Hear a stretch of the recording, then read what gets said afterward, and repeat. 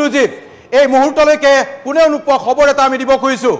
জুবিন গাৰ্গৰ হত্যাৰ পৰিকল্পনাৰ সন্দেহ ঘনীভূত হৈছে এই মুহূৰ্তত আমি ব্ৰেকিং নিউজ জনাইছোঁ বিগত এপ্ৰিল মাহৰ পৰাই পৰিকল্পনাৰ সন্দেহ ঘনীভূত হৈছে আজি আমি খুলুচা কৰিম এই সন্দৰ্ভত এক গুৰুত্বপূৰ্ণ তথ্য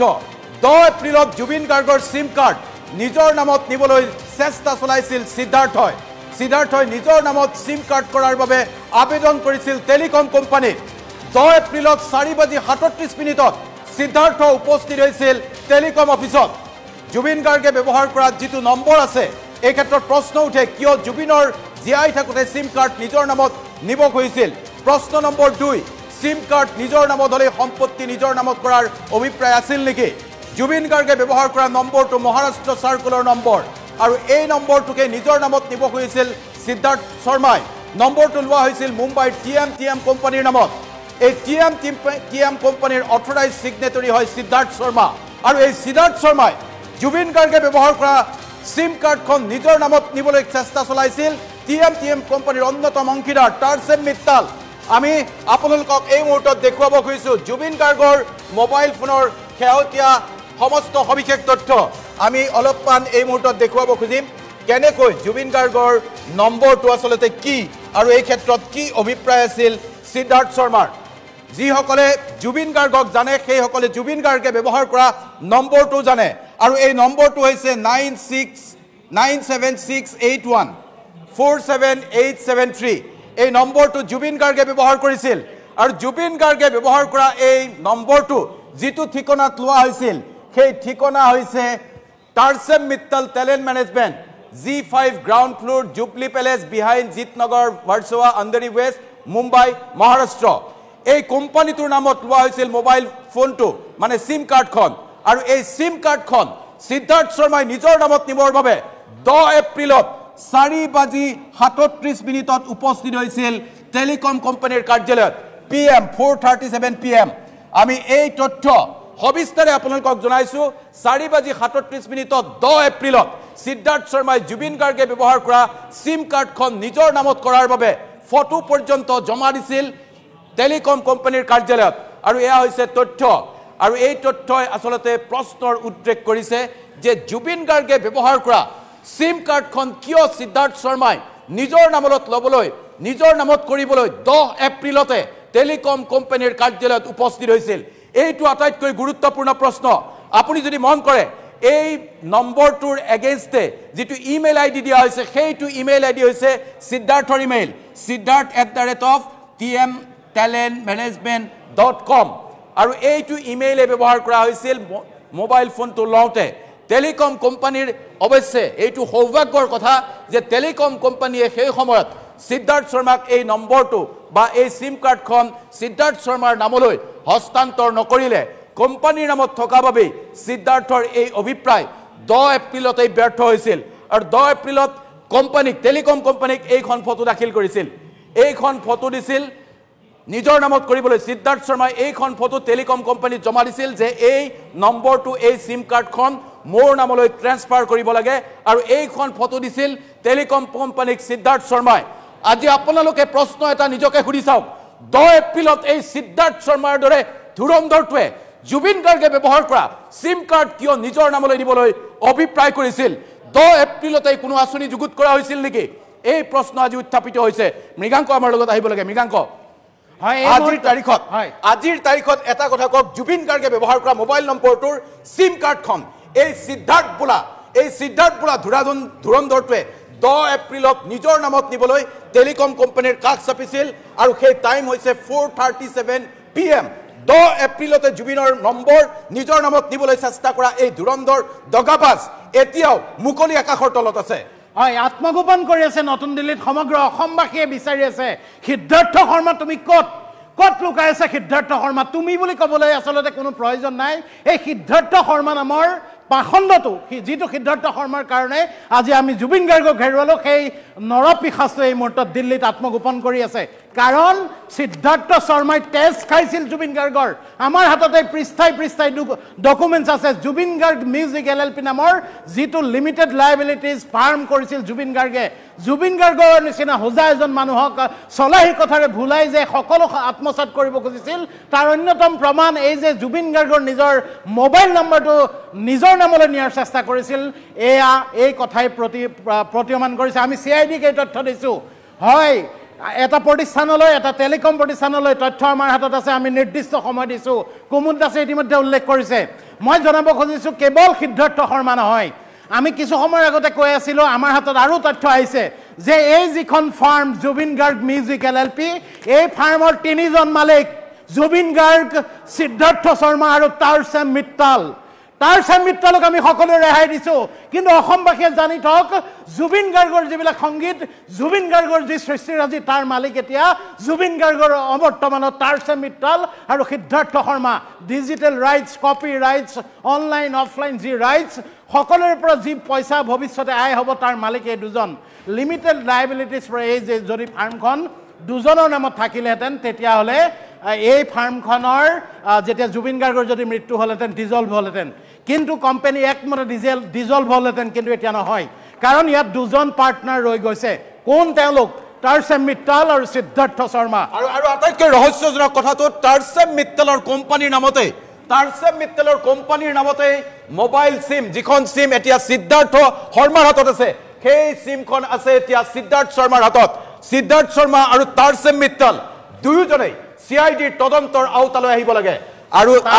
তাৰসেম মিত্তাল এতিয়া জুবিন গাৰ্গৰ পৰিয়ালৰ আশে-পাশে ঘূৰি আছে তাৰসেম মিত্তালকো লাগে কাৰণ তাৰসেম মিত্তালে 30 বছৰ ধৰি গান গোৱা জুবিন গাৰ্গৰ টকা পইচাৰ হিচাপ ৰাখিছিল সেই হিচাপ আজি অসমে পাব লাগিব জুবিন গাৰ্গে এটা মঞ্চ অনুষ্ঠান কৰিলে কিমান টকা পায় অসমবাসীয়ে জানে সেই টকা পইচাৰ হিচাপ হ'বনে ইকনমিক অফেন্স সেই অফেন্সৰ তদন্ত হ'বনে কিমান টকা জুবিন গাৰ্গৰ একাউণ্টত আছে কিমান টকা তাৰসেমৰ একাউণ্টত আছে কিমান টকা সিদ্ধাৰ্থৰ একাউণ্টত আছে তাৰ হিচাপ অসমবাসীক লাগিব কাৰণ এই সকলে জুবিন গাৰ্গক লুটি-পুটি খালে আৰু চুকত থাকি বুকুত কামৰাৰ দৰে এওঁলোকে শেষত এনেকুৱা এটা পৰিৱেশ ৰচনা কৰিলে কুমুদ দাস যিটো পৰিৱেশ মই হত্যা বুলি ক'ব খোজা নাই জুবিন গাৰ্গক কিন্তু এজন অসুস্থ ৰুগ্ন মানুহক উৰে নিশা মদ খুৱাই তাৰ পিছত সাগৰলৈ নি তাত নমাই দি তাত সাঁতুৰিবলৈ দি লাইফ জেকেট নোহোৱাকৈ সাঁতুৰিবলৈ দি এনেকুৱা এটা পৰিৱেশ ৰচনা কৰিলে যাতে জুবিন গাৰ্গৰ দৰে এই মানুহজন আমাৰ মাজৰ পৰা হেৰাই যায় হত্যা কৰিলে হত্যা নহয় যদি মানুহ এজনক পানীত পেলাই ৰং চাই তেতিয়াও সেয়া কি হ'ব সেই প্ৰশ্নটোৰ উত্তৰ আমি দৰ্শকলৈ ঠেলি দিলো এই পৰিৱেশ ৰচনা কৰিলে চাওক 3জন designated director Zubeen Garg music LLP 3জন ডেজিগনেটেড ডাইৰেক্টৰ দুজন আছে এজন নাই আমাৰ মাজত জুবিন গাৰ্গ নাই তাৰসেম মিত্তাল আছে সিদ্ধাৰ্থ শৰ্মা আছে এই সকল লোকে জুবিন গাৰ্গ থকা সময়ছোৱাত যে লুটি-পুটি খাইছিল সকলোৱে সন্দেহ প্ৰকাশ কৰিছে এই কথাখিনি আমি আৰু কৈ যাম দ্বিতীয়টো সাৰ্কামটেনচিয়েল এভিডেন্স এই মুহূৰ্তত আমি দিব খুজিছো স্পটিফাই জুবিন গাৰ্গৰ যিটো গান আমি প্ৰাৰ্থনা কৰি পেলালো সেই গানটোক লৈ কি ৰহস্য আছে এই মুহূৰ্তত আমি খুলুচা কৰিব খুজিছো দ্বিতীয়টো বিগ এক্সপোজ DY365ত 19 ছেপ্টেম্বৰত জুবিন গাৰ্গৰ ছিংগাপুৰত মৃত্যু হৈছে কিন্তু তাৰ পূৰ্বে আপুনি ঘটনা জানিলে হতবাক হৈ পৰিব মৃত্যুৰ 3 দিন পূৰ্বে জুবিন গাৰ্গে গোৱা মায়াবিনী গীত আপলোড হৈছিল স্পটিফাইত 16 ছেপ্টেম্বৰত পূৰ্বে স্পটিফাই প্লেটফৰ্মত ৰিলিজ হোৱা নাছিল মায়াবিনী শীৰ্ষক এই গীতটো আৰু 16 ছেপ্টেম্বৰত নিউ ৰিলিজ হিচাপে আপলোড কৰা হৈছিল এই গীতটো আশ্চৰ্যকৰ কথা 16 ছেপ্টেম্বৰত আপলোড কৰা হৈছে আমি এভিডেন্স দেখুৱাই দিম ইয়াত দেখুৱাই দিম এনেকুৱা নহয় যে আমি কোনো তথ্য পাতি নোহোৱাকৈ কথা কৈ আছো এয়া আমি আপোনালোকক দেখুৱাইছো The album and song Mayabini Ratiri Bukut were released Spotify in 2024 with the single Mayabini a variant of the same also released that year while some results mention 25 release মানে 2025 ত ৰিলিজ হোৱা বুলি ক'ব খোজে they refer to Ghana and JioSaavn platform আৰু লিখা হৈছে চাওক the platforms for an album named Mayabini Ratir Bukut released on September 16 2025 16 September আৰু তাৰ পিছৰ আমি আৰু এটা স্ক্ৰিনশ্বট দেখুৱাইছো আৰু এটা স্ক্ৰিনশ্বট দেখুৱাইছো আমি পিছৰ স্ক্ৰিনশ্বটটো দেখুৱাইছো এই সম্পূৰ্ণ ষড়যন্ত্ৰ এইটো চাওক মায়াবিনী এই কথাটো এতিয়া স্পষ্ট হ'ব আপুনি 16 ছেপ্টেম্বৰত মানে 19 ছেপ্টেম্বৰত যেতিয়া জুবিন গাৰ্গৰ মৃত্যু হৈছিল তাৰ পিছত এই গানটো যেতিয়া আপুনি সাৰ্চ কৰিব তেতিয়া আহিছিল নিউ ৰিলিজ মায়াবিনী ৰাতিৰ বুকুত সং জুবিন গাৰ্গ নিউ ৰিলিজ কেতিয়া আহে যেতিয়া দুদিন তিনিদিন হয় ৰিলিজ হোৱা 16 ছেপ্টেম্বৰত ৰিলিজ কৰা হৈছিল আৰু তাৰ পিছৰ ছবি আমি দেখুৱাইছো আপুনি ছেপ্টেম্বৰ 16 হিচাপে দিয়া আছে মায়াবিনী ৰাতিৰ বুকুত 2025 আৰু তাৰ পিছত ৰিলিজ হোৱাৰ পিছতেই 1,39,275 জনে চাইছিল তাৰ পিছৰ ছবি দেখুৱাইছো আমি এয়া জুবিন গাৰ্গৰ সিংগল টিউজডে লেটেষ্ট ৰিলিজ আহিছে অৰ্থাৎ 16 ছেপ্টেম্বৰত ৰিলিজ কৰা হৈছিল তাতোকৈ ডাঙৰ কথা 19 ছেপ্টেম্বৰত মৃত্যু হোৱাৰ পিছত ৰাজ্যত যেতিয়া হৈছিল লাগিল আজি বা কালিৰ ভিতৰত এই গানটো এতিয়া স্পটিফাইৰ পৰা ডিলিট কৰা হৈছে আটাইতকৈ গুৰুত্বপূৰ্ণ কথা সিআইডিৰ তদন্তত এই কথা আহিবনে নাই কোনে মায়াবিনী ৰাতিৰ বুকুত গীতটো স্পটিফাইত ৰিলিজ দিলে 16 ছেপ্টেম্বৰত জুবিন গাৰ্গৰ 19 ছেপ্টেম্বৰত মৃত্যু ঘটিল আৰু তাৰ পিছত 24-25 ছেপ্টেম্বৰত মানে 23-24 ছেপ্টেম্বৰত এই গানটো ডিলিট কৰি দিয়া হল পথ্য প্ৰমাণ লুকুৱাৰ চেষ্টা ইতিমধ্যে আৰম্ভ হৈ গৈছে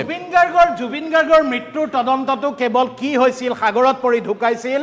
নে জুবিন গাৰ্গক আন কিবা ধৰণেৰে জুবিন গাৰ্গ মৃত্যুৰ মুখত পৰিছিল সেয়া আমি এতিয়াও ধুঁৱলি কুঁৱলী ছবিখন কাৰণ যি কেইজন প্ৰত্যক্ষদৰ্শী তাৰে এজনে কেৱল কিছু ভাষ্য প্ৰদান কৰিছে আন এজন প্ৰত্যক্ষদৰ্শী অমৃত প্ৰভা নামৰ সেই গায়িকাগৰাকীয়ে দুটামান কথা কৈছে তাৰ বাহিৰে কিন্তু ছবিখন এতিয়াও স্পষ্ট নহয় ডেথ চাৰ্টিফিকেটত লিখা আছে এটা মাত্ৰ শব্দ জুবিন গাৰ্গৰ মৃত্যুৰ ডেথ চাৰ্টিফিকেটত লিখা আছে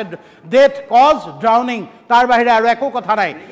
মৃগাংক আমি যদি সেই ভিজুৱেলটো দেখুৱাও টু ইণ্ডত আমি সেই ভিজুৱেলটো দেখুৱাম নিখাৰ গানৰ দৃশ্য কৃষ্ণ ভিজুৱেল প্লে কৰিব লাগিব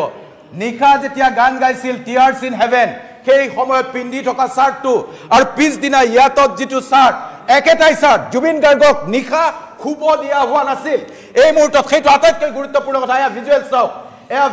চাওক দুটা ভিজুৱেলছ নিখাৰ দৃশ্য জুবিন গাৰ্গে পিন্ধি থকা শাৰ্টটো চাওক আৰু পুৱা ইয়াতত একেটা শাৰ্ট অৰ্থাৎ জুবিন গাৰ্গক কোনো পৰ্যায়ে খুব নিদিলে জুবিন গাৰ্গৰ দৰে চৌখিন মানুহ এজনে ৰাতি যিটো পাৰ্টি গান গাবলৈ পিন্ধি গৈছে বা তেওঁলোক বাহিৰলৈ ওলাই যাওঁতে পিন্ধি গৈছে সেই মানুহজনে পিছদিনা ইয়াত পাৰ্টিলৈ একেটা চোলাকে পিন্ধি যাবলগীয়া হৈছে গতিকে জুবিন গাৰ্গক ওৰে নিশা তেওঁলোকে নচুৱাই ফুৰিলে জুবিন গাৰ্গক লৈ তেওঁলোকে লৰা ধেমালি কৰিলে তাৰ পিছত নখোৱা মানুহটো অসুস্থ মানুহটো দৰব খাবলৈ নিয়মিত দৰব নখোৱা মানুহটো তেওঁলোকে খুৰাৰ পাৰ্টিলৈ লৈ গ'ল তেওঁলোকে ইয়ত পাৰ্টিলৈ লৈ গ'ল আৰু তাৰ পিছত আমি জুবিন গাৰ্গক হেৰুৱালো মন কৰক এই ভিডিঅ'টো দুটা দৃশ্য আছে এটা নিশা যেতিয়া জুবিনে টিয়াৰ্স ইন হেভেন গাই আছিল এৰিক ক্লেপটনৰ সেই বিখ্যাত গীতটো এগৰাকী গায়িকাৰ সৈতে তাৰ স্থানীয় গায়িকাৰ সৈতে আৰু পিছদিনা ইয়াতলৈ গৈ থকা ইয়াত পাৰ্টিত গৈ থকা জুবিন গাৰ্গ দুয়োটা দৃশ্য চাওক চোলা একেটাই সেই ক'লা ফুটফুটীয়া চোলাটোৱে পিন্ধি আছে সেই চোলাটো পিন্ধিয়ে জুবিন গাৰ্গে নিশা গান গাইছে সেই চোলাটো পিন্ধিয়ে জুবিন গাৰ্গ পিছদিনা পাৰ্টিলৈ ওলাই গৈছে তাৰপিছত সেই চোলা খুলি সাগৰত নমাৰ পূৰ্বে জুবিন গাৰ্গৰ মৃত্যু ঘটিছে সাগৰত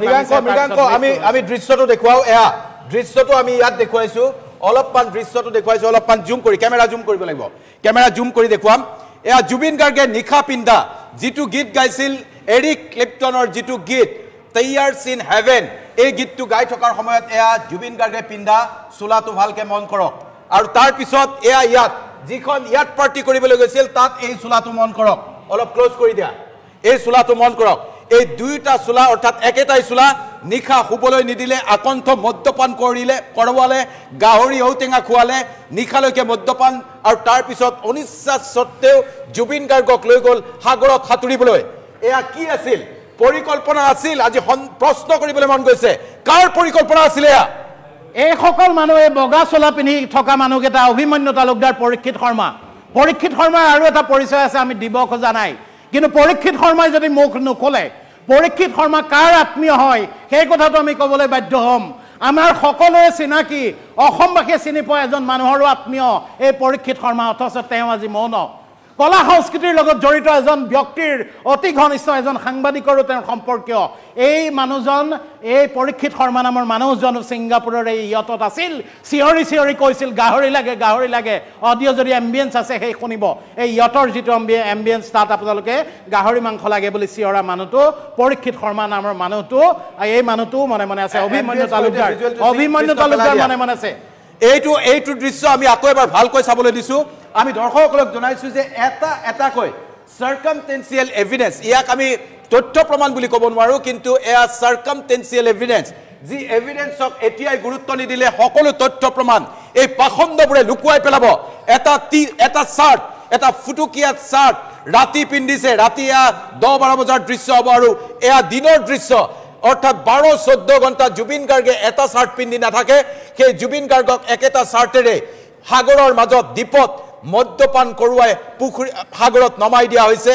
এয়া আসলতে নেগলিজেন্স এয়া পৰিকল্পনা হত্যাকাণ্ড আৰু তাৰ পিছত আৰু এটা সাৰ্কামটেন্সিয়েল এভিডেন্স 10 এপ্ৰিলতে জুবিন গাৰ্গে ব্যৱহাৰ কৰা মোবাইলৰ সিম কাৰ্ড নিজৰ নামত নিবলৈ চেষ্টা কৰিছিল সিদ্ধাৰ্থ শৰ্মাই মুঠতে দুটা কথাৰ তদন্ত হ'বই লাগিব এক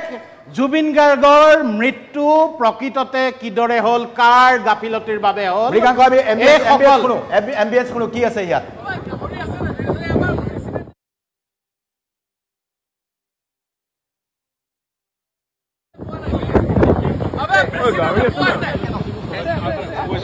আনন্দ উল্লাস ক'ব পাৰি আজি ক'ব লাগিব মৃত্যু উল্লাসত মত্ত এইসকল প্ৰবাসী অসমীয়া বুলি ক'বলৈ লাজ লাগে আজি সিহঁতি জুবিন গাৰ্গৰ মৃত্যুৰ 6 দিনৰ পিছতো সন্মুখলৈ আহি এটা শব্দ কোৱাৰ সাহস হোৱা নাই এইসকল প্ৰবাসী অসমীয়াই যি মৃত্যুৰ বাবে পৰিৱেশ ৰচনা কৰিলে কি পৰিৱেশ হ'লে জুবিন গাৰ্গৰ মৃত্যু হ'ব তেনেকুৱা এটা পৰিৱেশ ৰচনা কৰিলে অথচ আজি যোৱা 6টা দিনে সন্মুখলৈ আহি ফেচবুকত ছ'চিয়েল মিডিয়াত টেলিভিছনৰ আগত সাংবাদিকৰ আগত এটা তেওঁলোকৰ স্বীকাৰোক্তি দিবলৈ বা এটা কথা ক'বলৈ তেওঁলোকৰ সাহস হোৱা নাই তেওঁলোক ক'ত লুকাই আছে এইসকল প্ৰবাসী অসমীয়া ৰিপ কমল শইকীয়া ৱাজিদ আহমেদ এই তন্ময় ফুকন পৰীক্ষিত শৰ্মা অভিমন্যু তালুকদাৰ এওঁলোক আজি ক'ত এওঁলোকৰ এটা শব্দ নাই অসম এছ'চিয়েশ্যন ক'ত ছিংগাপুৰৰ যিসকলে বিদেশত অসমীয়াৰ নাম ৰক্ষা কৰি আহিছোঁ বুলি ৱেবছাইট খুলি ৰাখিছে যিসকলে বিভিন্ন সময়ত বিভিন্ন শিল্পীক নি ছিংগাপুৰত অসমীয়া কলা সংস্কৃতিৰ জয় জয়কাৰ কৰা বুলি প্ৰচাৰ কৰে সেইসকল আজি ক'ত আত্মপ্ৰচাৰৰ লালসাত জুবিন গাৰ্গৰ গাত গা ঘঁহাই ফটো উঠিবৰ বাবে ভিডিঅ' বনাবৰ বাবে সাগৰলৈ নি জুবিন গাৰ্গৰ দৰে এটুকুৰা হীৰা কামাৰ মাজৰ পৰা কাঢ়ি লৈ গ'ল সেইসকলে যোৱা 6টা দিনত এটা শব্দ ক'ব কিয় পৰা নাই কিয় এটা শোকবাৰ্তা এই ছিংগাপুৰৰ অসম এছ'চিয়েশ্যন চলাই থকা কেইটাই আমালৈ প্ৰেৰণ কৰিব পৰা নাই সামূহিকভাৱে তেওঁলোকৰ একো দায়িত্ব নাই ব্যক্তিগতভাৱে একো দায়িত্ব নাই নৈতিকতাবিহীন এইসকল লোক অসমলৈ কেতিয়া আহিব সেই কথাটো অসমবাসীক লাগে অসমবাসীয়ে আজি চৰকাৰে CID তদন্ত ঘোষণা কৰিছে দিল্লীলৈ ৰাওনা হৈছে CIDৰ দল অসমবাসীক লাগে সিদ্ধাৰ্থ শৰ্মাক অসমবাসীয়ে গুৱাহাটীত এবাৰ চাব বিচাৰে অসমবাসীয়ে সিদ্ধাৰ্থ শৰ্মাৰ মুখেৰে শুনিব খোজে আসল কথাবোৰ ইয়াত তাৰসেম মিত্তলেও ক'ব লাগিব তাৰসেম মিত্তল ইয়াত তদন্তৰ আওতালৈ আহিব নে নাই সেই প্ৰশ্নটো তাৰসেম মিত্তলৰ নাম আনকি এনেকুৱা এটা পৰিৱেশ ৰচনাও কৰা হৈছিল যে তাৰসেম মিত্তলে জুবিন গাৰ্গৰ মুখাগ্নি কৰিব কোন তাৰসেম মিত্তল হু ইজ তাৰসেম মিত্তল জুবিন গাৰ্গৰ মুখাগ্নি কৰিব এটা ভিডিঅ' তেওঁক এবাৰ জুবিন গাৰ্গে কোৱা বুলি কৈ গৈছে জুবিন গাৰ্গে বহুত কথাই কৈছিল জুবিন গাৰ্গৰ সকলো কথাৰ পিছত আমি আজি কি গম পাইছোঁ যে জুবিন গাৰ্গ মৰিলে জুবিন গাৰ্গ নোহোৱা হ'লে জুবিন গাৰ্গৰ সৃষ্টিকৰ্মৰ উত্তৰাধিকাৰী কোন হ'ব গৰিমা শইকীয়া গাৰ্গৰ তেওঁৰ পত্নীৰ নামটো আশে পাশেও নাই জুবিন গাৰ্গ নোহোৱা হ'লে তেওঁৰ সৃষ্টিকৰ্মৰ উত্তৰাধিকাৰী হ'ব তাৰসেম মিত্তল সিদ্ধাৰ্থ শৰ্মাৰ দৰে মানুহ যিবিলাক মানুহে কেৱল জুবিন গাৰ্গক ওৰেটো জীৱন লুটিপুটি খালে ইয়াৰ পূৰ্বে জুবিন গাৰ্গৰ যি মৃগাংক ইয়াত আপুনি তাৰসেম মিত্তলৰ কথা কৈছেতো GLLP জুবিন গাৰ্গৰ এই কোম্পানীটোৰ নামত আছিল ইয়াৰ প্ৰথম নামটো হৈছে TM মিউজিক প্ৰাইভেট লিমিটেড এইখিনি হ'ল তাৰসেম মিত্তল এজন যিহেতু পাৰ্টনাৰ তাৰসেম মিত্তলৰ এইখন হ'লগৈ তাৰসেম মিত্তলৰ প্ৰতিষ্ঠান মই যেতিয়া সবিস্তাৰে চালো ইমিডিয়েট আমাৰ ওচৰলৈ এই তথ্য অহাৰ পিছত DY365 প্ৰথম এই গোটেই তথ্যবোৰ মিনিষ্ট্ৰি অফ কৰ্পৰেট এফেয়াৰ্ছৰ পৰা তেওঁলোকৰ পৰা আমি লৈছো এই তাৰসেম মিত্তলৰ কথা চাওক তাৰসেম মিত্তলৰ এইবিলাক গোটেইবিলাক কোম্পানী তাৰসেম মিত্তলৰ কোম্পানীৰ তালিকা চাওক TM music private limited Desi records music private limited CTR tech private limited barcode experiential marketing limited II music LLP MSCT trade corporation LLP চাওক 12টা 13টা 14টা এই ট্ৰুলি মিউজিকেল শেষৰটো 14টা প্ৰতিষ্ঠানৰ মালিক বুলি তাৰসেম মিত্তলে নিজে ঘোষণা কৰি থৈ গৈছে হু ইজ তাৰসেম মিত্তল তাৰসেম মিত্তল কোন তাৰসেম মিত্তল কেনেকৈ প্ৰখ্যাত হ'ল তাৰসেম মিত্তল কেনেকৈ ধনী হ'ল তাৰ প্ৰমাণ তাৰ মূল কাৰণ জুবিন গাৰ্গ তাৰ পিছত জুবিন গাৰ্গক এৰি তাৰসেম যেতিয়া গুচি গ'ল দিল্লীলৈ মুম্বাইলৈ তেতিয়া তাৰসেম মিত্তলে কাক দি থৈ গ'ল সিদ্ধাৰ্থ শৰ্মাক তাৰ পিছত জুবিন গাৰ্গৰ সিদ্ধাৰ্থৰ এটা কোম্পানী আছে সিদ্ধাৰ্থ টুডি আৰ্টিষ্ট মেনেজমেন্ট সিদ্ধাৰ্থ টুডি এজন বেলেগ মানুহ এই টুডিৰ মেনেজমেন্ট গ্ৰুপৰ এজন ডেজিগনেটেড ডাইৰেক্টৰ হ'ল এইজন তাৰসেম মিত্তাল 14টা প্ৰতিষ্ঠানৰ গৰাকী তাৰসেম মিত্তালৰ সম্পত্তি এতিয়া হয়তো হিচাপে নোলাব যেহেতু জুবিন গাৰ্গক লৈ কিমান অনিয়ম কৰিলে জুবিন গাৰ্গৰ কিমান টকা আত্মসাৎ কৰিলে আজি মানস ৰবিনে কৈছে কুমুদ দাস মানস ৰবিন ঘনিষ্ঠ সময়ৰ জুবিন গাৰ্গৰ বহু সৃষ্টিশীল সময়ৰ সংগী মানস ৰবিন জুবিন গাৰ্গৰ বন্ধু মানস ৰবিনে কৈছে যে এই ঘটনাৰ ব্লেক এণ্ড হোৱাইট যে জুবিন গাৰ্গৰ ধনৰ যে খেলিমেলি হৈছিল জুবিন গাৰ্গৰ টকা যে এই তাৰসেম সিদ্ধাৰ্থহঁতে খাইছিল তাৰ প্ৰমাণ আছে মানস ৰবিনৰ হাতত ব্লেক এণ্ড হোৱাইট প্ৰমাণ আছে বুলি ইতিমধ্যে ঘোষণা কৰিছে এতিয়া মানস ৰবিনৰ সেই বাক্যটো যদি শুনাব পাৰো আমি তেতিয়াহ'লে আপোনালোকে গম পাব যে মানস ৰবিনে কৈছে আনে নহয় জুবিন গাৰ্গৰ টকাৰ যে খেলিমেলি কৰিছিল সিদ্ধাৰ্থ তাৰসেমে তাৰ স্পষ্ট প্ৰমাণ ব্লেক এণ্ড হোৱাইট কলা বগা প্ৰমাণ আছে বুলি কৈছে মানস ৰবিনে গতিকে এই কথাবোৰ বৰ সহজে গ্ৰহণ কৰিব নোৱাৰি মানস ৰবিনে কি কৈছে অসমবাসীক শুনাব খুজিছো কি কোনো কাৰণতে খাই যাবলৈ দিয়া নহ'ব আৰু চৰকাৰলৈ খালি এটা মই আজি কৈ থৈছোঁ যে যিটো এনকুৱাৰী হ'ব তাত দুটা এংগুললৈ এনকুৱাৰীটো কৰিব লাগিব দুই ধৰণে কৰিব লাগিব এটা হ'ল যে জুবিন গাৰ্গ ডাঙৰীয়াক কিবা কনস্পিৰেচি হ'ল নে এক্সিডেণ্ট হ'ল তাৰ পুংখানুপুংখ যিটো পোষ্টমৰ্টেম ৰিপৰ্টৰ পাছত তাৰ ফৰেনচিক ৰিপৰ্টৰ পাছত ছিংগাপুৰত কৰা ৰিপৰ্টৰ পাছত যিখিনি কথা পোহৰলৈ আহিব সেইখিনি তদন্ত আৰু দ্বিতীয় কথাটো হ'ল যে ইকনমিক অফেন্স যে তেখেতৰ টকা পইচা কোনোবাই আত্মসাৎ কৰাৰ কিবা ৰাস্তা উলিয়াই লৈছিল নেকি যে তেখেতৰ নিধনৰ পিছত কোনোবা কিবা তেখেতৰ ভাল হ'ব এনেকুৱা কিবা সম্ভাৱনা আছিল নেকি এই অৰ্থনৈতিক গোটেই কথাখিনিও মানে তদন্তৰ আওতালৈ আনিব লাগিব মোৰ হাততো দুই এটা কাকতলীয় প্ৰমাণ আছে গতিকে সময়ত মই সম্পূৰ্ণৰূপে সহযোগ কৰিম এই মুহূৰ্তত জনাইছো ব্ৰেকিং নিউজ জুবিন গাৰ্গৰ হত্যাৰ পৰিকল্পনাৰ সন্দেহ ঘনীভূত হৈছে যিকোনো অসমীয়াৰ মনত এতিয়া এই সন্দেহ বিগত এপ্ৰিল মাহৰ পৰাই পৰিকল্পনা কৰাৰ সন্দেহ ঘনীভূত হৈছে তাৰ নিৰ্দিষ্ট সাৰ্কামষ্টেন্সিয়েল এভিডেন্স 10 এপ্ৰিলত জুবিন গাৰ্গৰ সিম কাৰ্ড নিজৰ নামত কৰিবলৈ লৈছিল মেনেজাৰ সিদ্ধাৰ্থ শৰ্মাই সিদ্ধাৰ্থই নিজৰ নামত সিম কাৰ্ড কৰাৰ বাবে আবেদন কৰিছিল 10 এপ্ৰিল 4:37 সিদ্ধাৰ্থ উপস্থিত হৈছিল টেলিকম অফিচত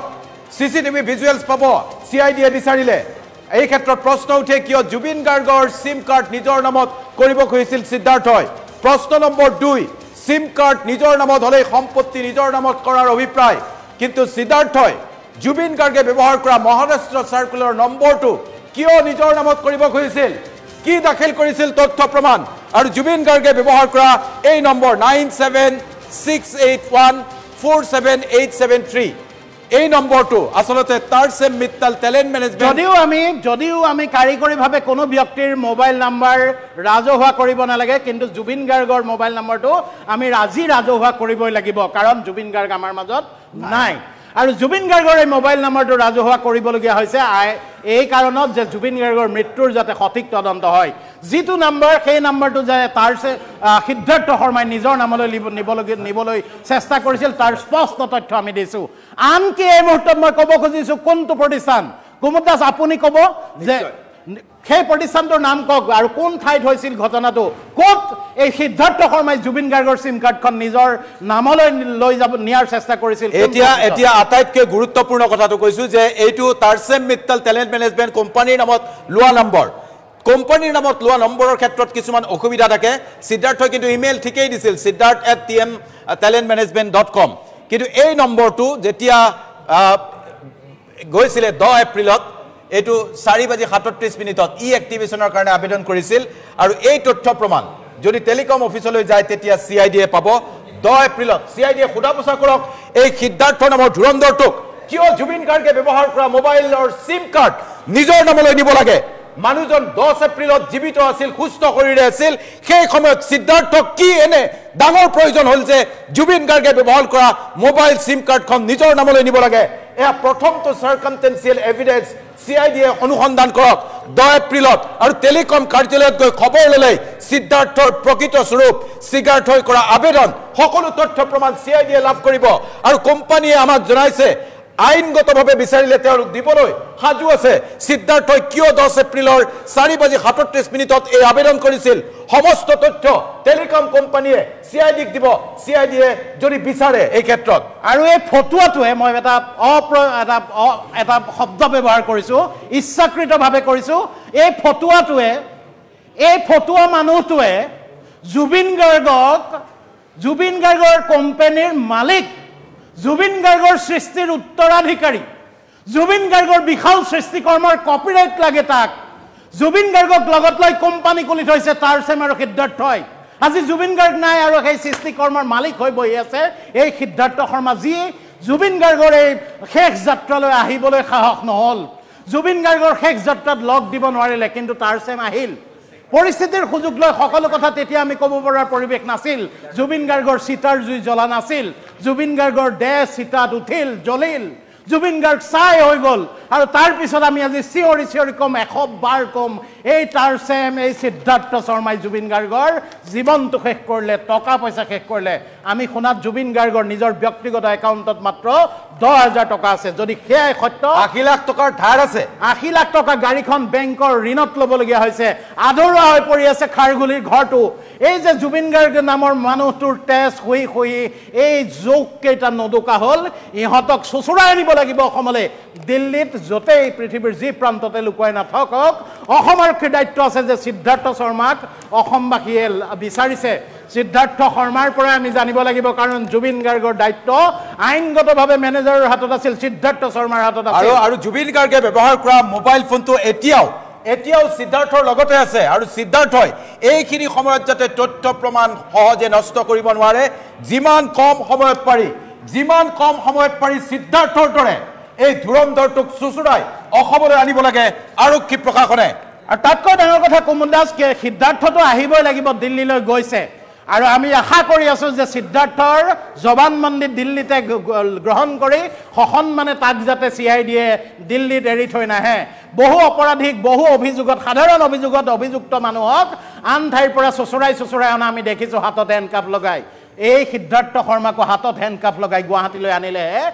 আমাৰ বুকুত যিকুৰা জুই জ্বলি আছে সেই জুইকুৰা কিছু কম হ'ব এই যে আৰু তাতকৈ ডাঙৰ কথা এই কেইজন যে এই শেখৰ জ্যোতি গোস্বামী বোলা ৰেকৰ্ডিষ্ট এই শেখৰ জ্যোতি গোস্বামী বোলাটোৱে যে যি নিজে এই মুহূৰ্তত কৈ ফুৰিছে যে মই নিৰ্দোষী মোৰ খাবলৈকে টকা নাই আমুক তামুক সিদিনালৈকে এই শেখৰ জ্যোতি গোস্বামীৰ কাৰণে জুবিন গাৰ্গৰ ওচৰলৈ অনুৰাগী এজন যাব পৰা নাছিল কি চাবা দাদাগিৰি আৰু এটা শেখৰ জ্যোতি গোস্বামীয়ে কৈছে মই কি জানো অথচ তোমাক দেখি আছো আমি সাগৰৰ পানীত লীলা খেলা কৰি থকা জুবিন গাৰ্গ যি সাগৰত হেৰাই গ'ল সেই সাগৰৰ পানীৰ মজা লৈ থকা আমি তোমাক দেখিছো এই শেখৰ জ্যোতি গোস্বামীকে চুচুৰাই আনিব লাগে লকআপলৈ সুধিব লাগে অসমবাসীক আৰক্ষীয়ে লাইভ কাভাৰেজৰ সুযোগ দিব লাগে সিহঁতক যেতিয়া তদন্ত কৰিব জেৰা কৰিব সেয়া আমি চাবলৈ পাব লাগিব অসমবাসীৰ অন্তৰত জ্বলা এই জুইকুৰা বৰ সহজে নুনুমাই আৰু অমৃতপ্ৰভা মহন্ত লাংপাং কথা কৈ এতিয়ালৈকে ঘূৰি আছে এই অমৃতপ্ৰভা মহন্তই ক'ব লাগিব কি হৈছিল এই অমৃতপ্ৰভা মহন্তক আৰক্ষীয়ে জেৰা কৰিব লাগিব সন্দীপন গাৰ্গ DSP তেওঁৰ চাকৰিটো এতিয়ালৈকে কিয় আছে সেই কথা আমি গম পোৱা নাই এতিয়ালৈকে কিয় DSP এই যে সন্দীপন গাৰ্গ নামৰ DSP সি অনুমতি লৈ গৈছিল নে ছিংগাপুৰলৈ নে অনুমতি নলোৱাকৈ গৈছিল সেই কথা আমি নাজানো এই DSP সন্দীপন গাৰ্গক কিয় অসম আৰক্ষীয়ে এতিয়ালৈকে জেৰা কৰা নাই অসম আৰক্ষীয়ে কিয় এতিয়ালৈকে জেৰা কৰা নাই সন্দীপন গাৰ্গক অসম আৰক্ষীৰ বিষয়া ঘূৰি আছে সন্দীপন গাৰ্গক কিয় অসম আৰক্ষীয়ে জেৰা কৰা নাই আমি জানিব লাগিব আমি কোৱা নাই সন্দীপন গাৰ্গ হয়তো ফুৰিবলৈ গৈছিল অমৃতপ্ৰভাও হয়তো জুবিন গাৰ্গৰ নামতে ফুৰিবলৈ গৈছিল সেইখিনি সকলো ঠিকে আছে কিন্তু তেওঁলোকৰ কথাবোৰ তেওঁলোকে মুখ খুলিব লাগিব অসম আৰক্ষীৰ আগত হওক আমাৰ সংবাদ মাধ্যমৰ আগত হওক ফেচবুকত লাইভ আহি হওক মুখ খুলিব লাগিব অসমবাসীয়ে সকলো কথা এটাকৈ জুবিন গাৰ্গৰ বিষয়ে জানিব লাগিব অকাল মৃত্যু যি হ'ল জুবিন গাৰ্গক আমি যিদৰে হেৰুৱালো এই যে জুইকুৰা জ্বলিল এই জুই সেইদিনা নুমাব অসমবাসীৰ বুকুত জ্বলি থকা জুইকুৰা সেইদিনা নুমাব যিদিনা অসমবাসীয়ে গম পাব আজি বিজ্ঞানক একোগৰাকী আইতাই একোগৰাকী মহিলাই কান্দি কান্দি কৈছে আমাক অৰুণোদয় নালাগে, আমাক ন্যায় লাগে। আমি প্ৰাইম টাইম বাতৰিত সেয়া দৃশ্য দেখুৱাম। কিন্তু একোগৰাকী মানুহে কৈছে আৰু প্ৰতিগৰাকী অভিযুক্তক, প্ৰতিজন অভিযুক্তক পৃথকে পৃথকে জেৰা কৰাৰ ব্যৱস্থা কৰক। তথ্য প্ৰমাণ লুকুৱাৰ ইমান সুযোগ কিয় দিয়া হৈছে? যিসকল সেই সময়ত ঘটনাস্থলীত উপস্থিত আছিল প্ৰতিজনকে জেৰা কৰিব লাগে, পৃথকে পৃথকে জেৰা কৰিব লাগে। প্ৰকৃত সত্য পোহৰলৈ আহিব। 10 এপ্ৰিলত যদি জুবিন গাৰ্গৰ সিম কাৰ্ড সলনিৰ বাবে আবেদন কৰিব পাৰে, তেনেহ'লে এনে ধুৰন্ধৰ ব্যক্তিয়ে তথ্য লুকুৱাৰ বাবে কি কৰিব পাৰে? এই যে শ্যাম কানু বোলা মহন্ত মানুহটো, যাক অসমে এতিয়া নাম দিলে ফেষ্টিভেল মহন্ত, এই ফেষ্টিভেল মহন্ত এতিয়া অসমতো নাই, ছিংগাপুৰতো নাই। মুখ্যমন্ত্ৰীয়ে নিজে যিজন মানুহক ব্লেক লিষ্টেড কৰা বুলি ঘোষণা কৰিব লগা হৈছে, সেই শ্যাম কানু মহন্তয়ো অসমবাসীৰ ওচৰত জবাবদিহি হ'বই লাগিব। নৰ্থ ইষ্ট ফেষ্টিভেললৈ জুবিন গাৰ্গক মই মাতি নিয়া নাই। জুবিন গাৰ্গ নিজে নৰ্থ ইষ্ট ফেষ্টিভেললৈ যাব খুজিছিল। জুবিন গাৰ্গে ছিংগাপুৰলৈ গৈ পোৱা নাছিল। শ্যাম কানু মহন্ত কিয় এতিয়া সন্মুখলৈ আহি এই লাং পাং কথাবোৰ বাদ দি কিয় অসমত তুমি জুবিন বোলে তোমাৰ বেকবোন আছিল, কিয় তুমি জুবিন গাৰ্গক ওচৰত লৈ জুবিন গাৰ্গৰ এই যে শেষ যাত্ৰা ওলাল য'ত কোটি কোটি মানুহ যে চামিল হ'ল, তাত তুমি কিয় চামিল হ'ব নোৱাৰিলা? আত্মা এই যে জুবিন গাৰ্গক আত্মা বুলি তুমি কৈছিলা, তোমাৰ যদি আত্মা, তেন্তে তোমাৰ আত্মাটো একেলগে বাহিৰ হ'ব লাগিছিল জুবিন গাৰ্গৰ সৈতে। অন্তত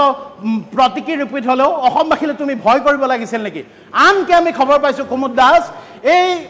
এই ফেষ্টিভেল মহন্ত বোলা মানুহজনে, শ্যাম কানু মহন্ত বোলা মানুহজনে ছিংগাপুৰত হেনো ফেষ্টিভেল শেষ কৰিহে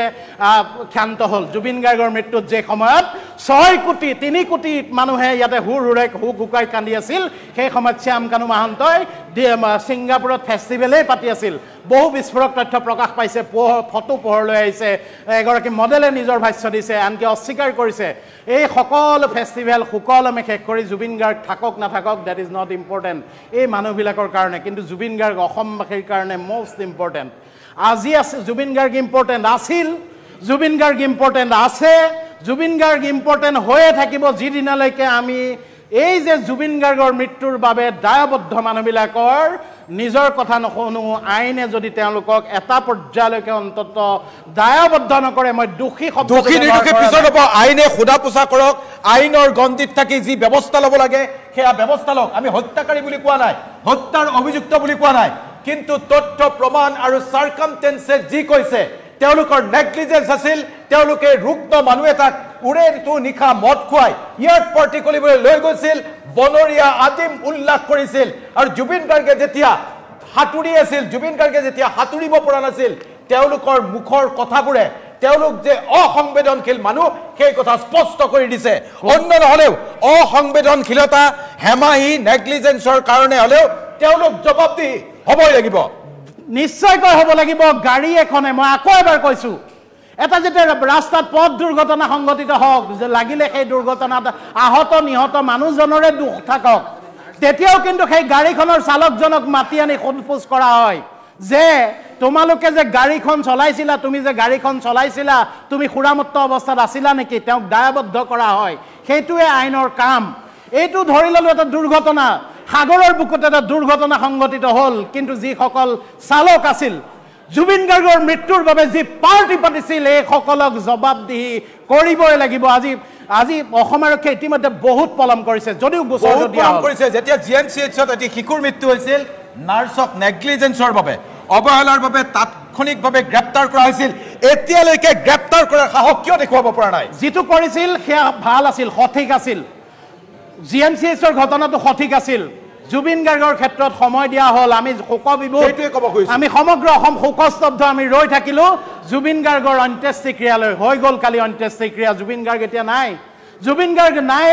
কিন্তু জুবিন গাৰ্গ আছে। অসম থকালৈকে জুবিন গাৰ্গ থাকিব, অসমীয়া জাতি থকালৈকে জুবিন গাৰ্গ থাকিব। কিন্তু এই জুবিন গাৰ্গৰ বাবে, জুবিন গাৰ্গৰ এই কৰুণ মৃত্যুৰ বাবে দায়বদ্ধসকল এতিয়া ক'ত? তেওঁলোক কিয় ইমান এতিয়াও সকলোৰে মাজত মুকলিকৈ থকাৰ এটা পৰিৱেশ দিয়া হৈছে? তেওঁলোক এতিয়াও চিকেন লেগ পিচ চুবাই বহি আছে, তেওঁলোক এতিয়াও আড্ডা পাতিয়ে বহি আছে। জুবিন গাৰ্গৰ মৃত্যুৰ পিছতো আড্ডা বহিছিল, সুৰাৰ পাৰ্টি বহিছিল, তেনেকুৱা ধৰণৰ কথা এতিয়া ছিংগাপুৰৰ পৰা আহিবলৈ লৈছে। অকল সুৰা নহয়, সুন্দৰী আছিল লগত,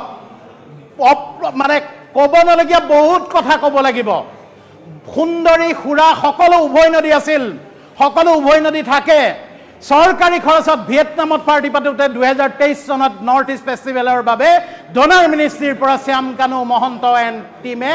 77 লাখ টকা লৈছিল সেয়া মাত্ৰ এটা উদাহৰণ গতিকে এই যে এটা পৰিৱেশ ৰচনা কৰা হ'ল ছিংগাপুৰলৈ নি এই পৰিৱেশ ৰচনা কৰা মানুহবিলাক কিন্তু এতিয়াও পুলিচৰ ওচৰ পোৱা নাই পুলিচে দপলিয়াই যাবলগীয়া হৈছে তেওঁলোকক বিচাৰি আৰু এই যে গুৱাহাটীতে থকা মানুহবোৰ তেওঁলোকক কোনেও সোধপোছ কৰা নাই সন্দীপন গাৰ্গক সোধা নাই আৰক্ষীয়ে সোধা নাই অসমবাসীয়ে প্ৰশ্ন কৰিয়ে আছে অমৃত প্ৰভাক এতিয়ালৈকে আৰক্ষীয়ে সোধা নাই কাকো সোধা নাই হৈ আছে কি আৰু যদি এয়াই হৈ থাকে তেতিয়াহ'লে জুবিন গাৰ্গৰ মৃত্যুৰ পিছত মুখ্যমন্ত্ৰী তথা অসম চৰকাৰে যি তৎপৰতাৰে তেওঁ শেষকৃত্য শেষ শ্ৰদ্ধাৰ ব্যৱস্থা কৰিলে সেই শ্ৰদ্ধাও অসমবাসীয়ে পাহৰি যাব এই যে জুইকুৰা জ্বলিছে অসমবাসীৰ মেমৰি শ্বৰ্ট অপমান বদনাম আছে অসমবাসীৰ আমাৰ সংবাদ মাধ্যমৰ আমাৰ মেমৰি আমি কিমান লাগি থাকিম এটা দূৰলৈকেহে আমি এই বাতৰি দি থাকিম কিমান বাকী বাতৰিবোৰক অৱহেলা কৰিম কিন্তু এই ক্ষেত্ৰত এইবাৰ আমি এই বাতৰিক আৰু এৰি দিয়াৰ কথা নাই জুবিন গাৰ্গৰ মৃত্যু এটা লজিকেল জুবিন গাৰ্গৰ মৃত্যুৰ তদন্ত জুবিন গাৰ্গৰ হত্যাৰ তদন্তৰ এটা লজিকেল এণ্ডিং নোহোৱালৈকে না DY365 ক্ষান্ত হ'ব না অসমবাসী ক্ষান্ত হ'ব না ভাৰতবাসী ক্ষান্ত হ'ব না জুবিন গাৰ্গৰ প্ৰতিজন অনুৰাগী যিসকলে হুক হুকাই কান্দিছে 3 কোটি অসমীয়া কিন্তু ক্ষান্ত নহয় আৰু চৰকাৰেও ভুল বুজিব নালাগে যে লাহে লাহে সকলো নাইকিয়া হ'ব আৰু যদি সেয়ে ভাবিছে বহুত বেছি ভুল ভাবিছে এই কথা ইমান সৰু কথা হৈ থকা নাই নিখা এতিয়া শুব নোৱাৰা প্ৰতিগৰাকী লোকক সোধক লোকসকলে আজিৰ তাৰিখত কি বিচাৰিছে আৰক্ষী প্ৰশাসন সকলোৱে অলপমান চকু মেলি চাওক প্ৰত্যেকজনে আজি অৰুণোদয় বিচৰা নাই ন্যায় বিচাৰিছে অৰুণোদয় নাপালেও কোনো কথা নাই ন্যায় আমাক লাগিব জুবিন গাৰ্গৰ ক্ষেত্ৰত এই কথা মুকলিকৈ ক'বলৈ সাহস কৰিছে একোগৰাকী আইতাই এনেকৈ ক'বলৈ বাধ্য হৈছে জুবিন গাৰ্গৰ বাবে ন্যায় দিয়ক আমাক আঁচনি নালাগে গতিকে চৰকাৰেও এই ক্ষেত্ৰত যদি ভাবিছে যে হেমাহি বা তেওঁলোকেও অলপমান সময় পাৰ হ'লেও টাইম কিল কৰি time is the best management policy বুলি যদি ভাবিছে তেনেহ'লে ভুল ভাবিছে আৰু এই ভুল ভাঙিবলৈ কিন্তু বেছি সময় নালাগিব আমি কোৱা নাই যে আইনৰ বিৰুদ্ধে গৈ তেওঁলোকে কিবা কৰক কিন্তু আইনী প্ৰক্ৰিয়াই যি কৈছে সেইমতেই ক্ষিপ্ৰতাৰে কাম কৰক আমি সৰু এটা বাণিজ্যিক বিৰতিলৈ যাম বিৰতিৰ পিছত অব্যাহত থাকিব আমাৰ এই বিশেষ সম্প্ৰচাৰ